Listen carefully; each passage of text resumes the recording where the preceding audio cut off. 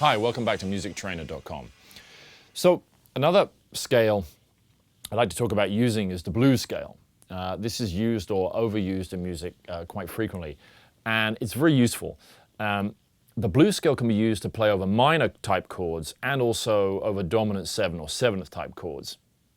You've seen in some of the other lessons available on the site the modes of the major scale and how to practice those on the bass. And one of the things I showed you was taking a fixed starting point, a fixed starting note like C, and playing all the different modes with C as their root.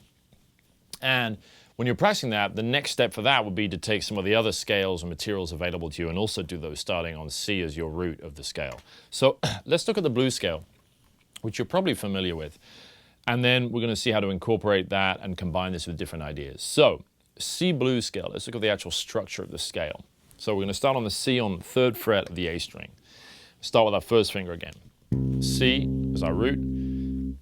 Then this jumps up to the minor 3rd, has no 2nd degree of the scale. It really goes root straight up to a minor 3rd, the E flat, 4th, the F sharp or G flat, the flat 5 or sharp 4, and then to a 5th, the G, B flat, flat 7, and C, the octave or root again. So check it out if I play that now in one continuous scale.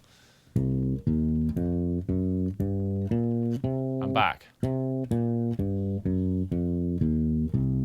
Root, minor 3rd, 4th, flat 5, natural 5th, flat 7, octave.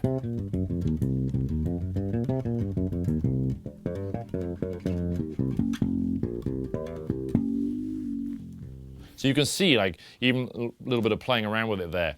It's kind of a familiar sound to us.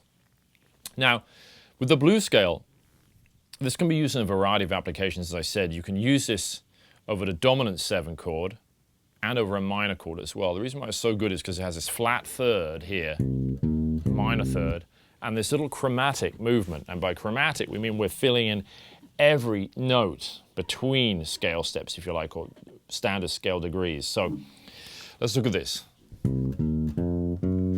This little chromatic movement, which is a series of consecutive half steps here, gives the blues scale its flavor. And this is really the only type of scale that I tend to use that has this actual consecutive chromatic movement here, where it goes. And some bass lines have been based around just that little movement. Here's a.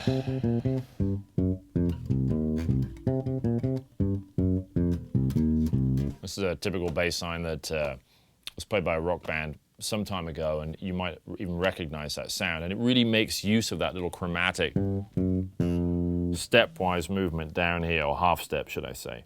Now, the blues scale, we should learn this, like we do with the other scales, all over the neck. And I'm going to use this scale to show you some interesting techniques to learning new material on the bass guitar.